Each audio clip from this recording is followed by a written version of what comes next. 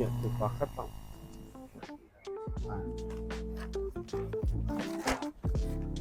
Newspaper reports. Today, I would like to introduce you to Hà Nội Mới, one of the most important and long-standing newspaper in Vietnam. Hà Nội Mới, which means New Hanoi, is the official daily newspaper of Hanoi Municipal Communist Party Commit. It was first published in 1957, and since then, it has become a trusted source of information for the people of Hanoi and beyond.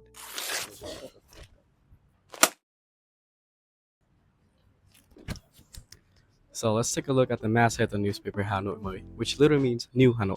The masthead is located in the top front page and serves multiple important functions, both visually and linguistically. First, we notice a bold red logo. Red is a color often associated with energy, strength, and more significantly in Vietnam, with the revolution and socialism. This reflects a paper political alignment and identity as a mouthpiece of the Communist Party. Right beneath the title, we see a subtitle that reads Cơ quan của Thành ủy Đảng Cộng sản Việt Nam, thành phố Hà Nội, tiếng nói của Đảng bộ, chính quyền và nhân dân thủ đô. This translates to the organ of the Communist Party Commit of Hanoi and the voice of the party, the government, and the people of the capital. This makes it clear that Hanoi Mới is not an independent publication. It is rather an official state media, with its purpose being to communicate with government and party policies, achievements, and ideology. And to the right, we see a medal icon, words Đơn vị anh hùng lao động, which means the Hero Labor Unit. This is a formal honor awarded by the government, which adds prestige and authority to the paper voice. On the left-hand side of the masthead, we see the publication information, including address, website, emails, hotlines, distribution and advertising, and newsroom facts. This information provides transparency and accessibility, letting readers and collaborators know how to reach the editorial team and give feedbacks. On the right side of the masthead, we also see a date, thứ năm 29 tháng 5, 2025, which means Thursday, May 29, 2025. And the year according to the Vietnamese lunar calendar, Năm Ất Tỵ, the year of the snake. All these elements together present a publication that is serious, official, and politically aligned. The masthead communicates not only the name of the paper, but also its purpose, values, and legitimacy within the Vietnam socio-political context. So this section features two important articles that reflect both Vietnam's foreign relations and also its domestic economic management. And let's examine each one in detail. So the first article, deepening the comprehensive partnership between Vietnam and Hungary, which is phát triển sâu rộng quan hệ đối tác toàn diện Việt Nam Hungary. This is a diplomatic news report about the official visit of Hungarian President Suyok Temes to Vietnam.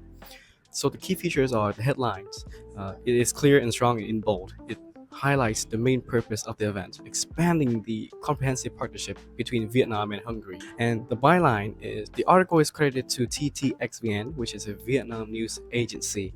Placeline, though not explicitly written, the event is known to take place in Hanoi, which is the capital of Vietnam. And the lead paragraph gives us all the essential facts: who, what, when, and why. Who is the General Secretary To Lam, the President Lương Cường, and also the Hungarian President. Where and when? It took place in May 28 and 29, 2025. So it is about in official meetings to promote bilateral ties, and the main focus is to strengthen the cooperation across key sectors, politics, economics, and also diplomacy.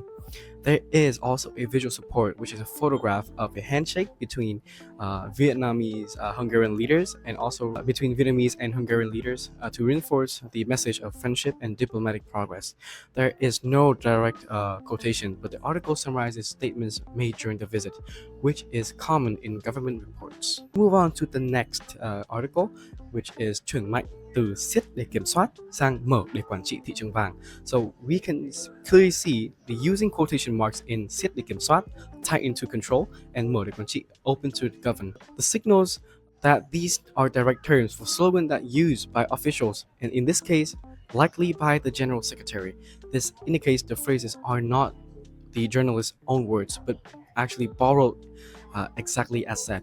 It preserves the authoritative tone of the speaker, respecting political discourse, and these phrases are memorable, catchphrases likely to design to shape the public perception and policy direction.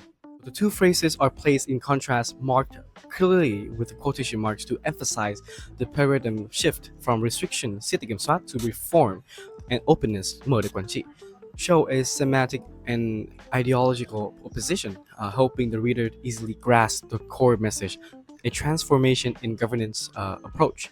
This is linguistic framing device often used in political language to create binary oppositions that simplify complex policies, make abstract shifts feels concrete and also digestible to the public. So quotation mark also serves as to highlight these phrases as buzzwords or strategic slogans, signal that these are the part of an emerging lexicon of political discourse, possibly to be repeated across other platforms, speeches, or even campaigns.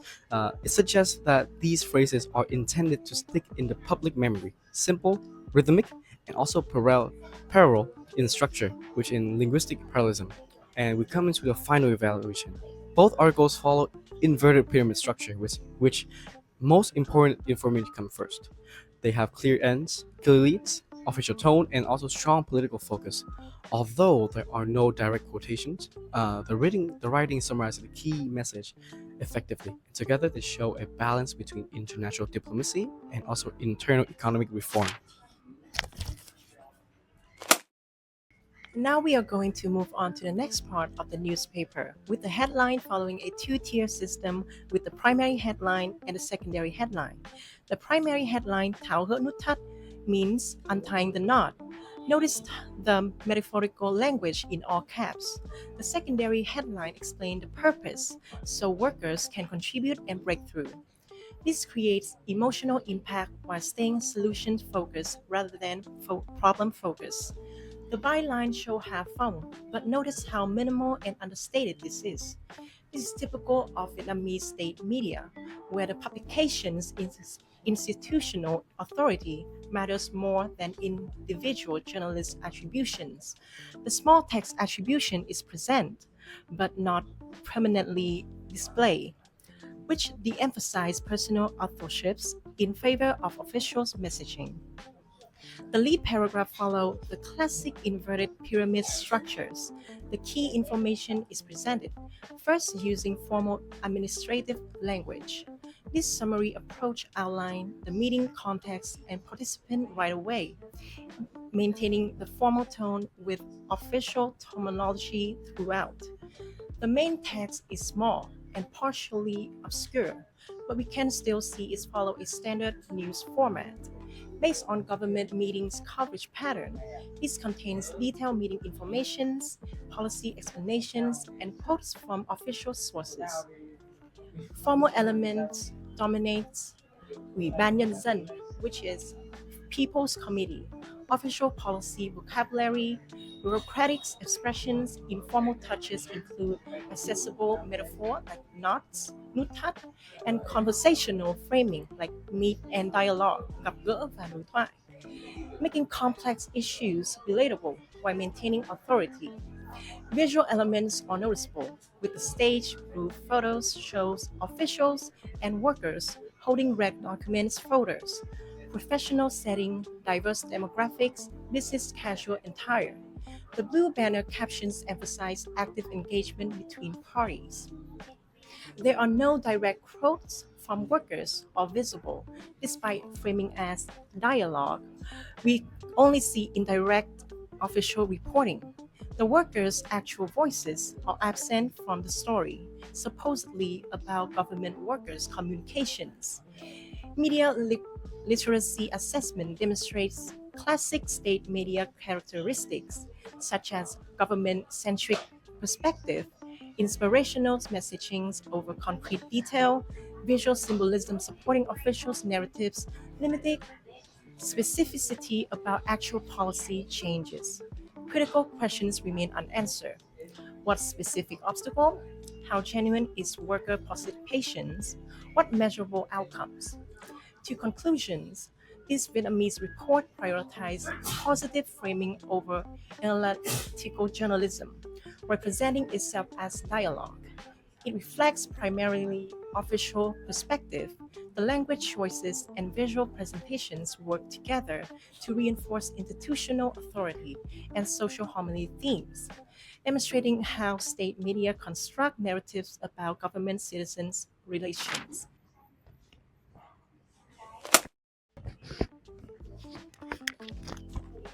So let's continue with the main headline about the National Assembly sessions. So you notice how it 90 word length and formal bureaucratic terms like tăng cường hiệu lực thực thi immediately establish a serious policy-focused tone.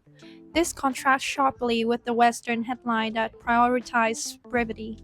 The lead paragraph efficiently answers all key journalistic questions: who, what, when, where, and why, using passive construction that create an objective institutional voice. So moving to the body content, we see specialized vocabulary about commune-level authorities and administrative measures that specifically target policymakers as a primary audience. The inclusion of Delegate Nguyễn Tâm Hung's criticism about vague regulations serves multiple purposes. It adds expert perspective while carefully maintaining the paper official stance through indirect quotations. The layout follows traditional print conventions with clear typographical hierarchy, serif fonts for readability, and directional cues like xem tiếp trang 3 that guide reader through the physical newspaper.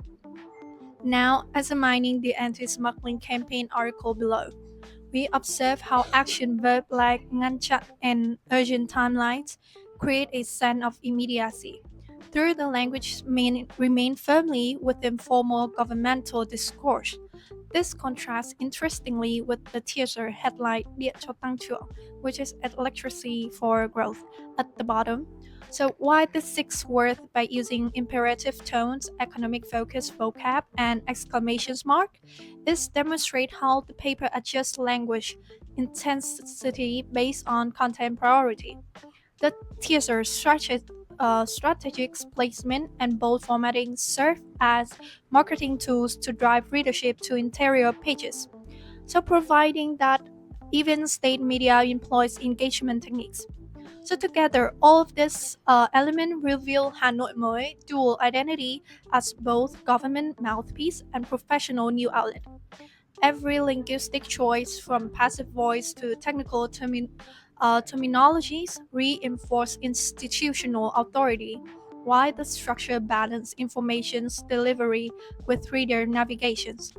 The variations between the detailed policy coverage and punchy economic teaser show nuance audience awareness. Ultimately, this page exemplifies how form follows functions in official media, where language serves both informational and ideological purpose within Vietnam's unique media landscape. So this section of Hà Nội mới highlights a blend of local governance, urban development, and public service issues, illustrating the newspaper role as an official voice of the city's policy and ambitions. With the left column, the editorial titled Vào cuộc đồng bộ và có trách nhiệm, which mean getting involved in a coordinated and responsible manner, by Hoàng Sơn discusses Hanoi's proactive approach to flood prevention in 2025. The language is formal and directive, urging unified efforts and shared accountability to address seasonal challenges. This P reinforces the paper's commitment to showcasing local initiative and community-oriented action. Moving on to the main article in the center, about urban development. The central article hiện thực hóa khát vọng phát triển thành phố bên sông Hồng, which translates to realizing the aspiration to develop the city along the Red River, focuses on Hanoi's urban planning efforts. It highlights investment in bridges and infrastructure that align with the city's broader master plan. A large photograph of the Nhật Tân Bridge emphasizes the city's modern image and aspirations for growth, reflecting the newspaper interest in showcasing positive development stories. The right sidebar, social and consumer concern. The sidebar features concise headlines on other issues, including persistent phone scams, healthcare counterfeit goods, and the safety of saving books transactions. These snippets reflect the paper's broader concerns for social stability and consumer protection. Now let's go on to conclusion about visual design and tone. The section uses bold typography and a clean layout to direct reader focus. Blue and orange accents adds a dynamic feel, while formal language throughout underscores the paper's authoritative tone as a government-backed publication.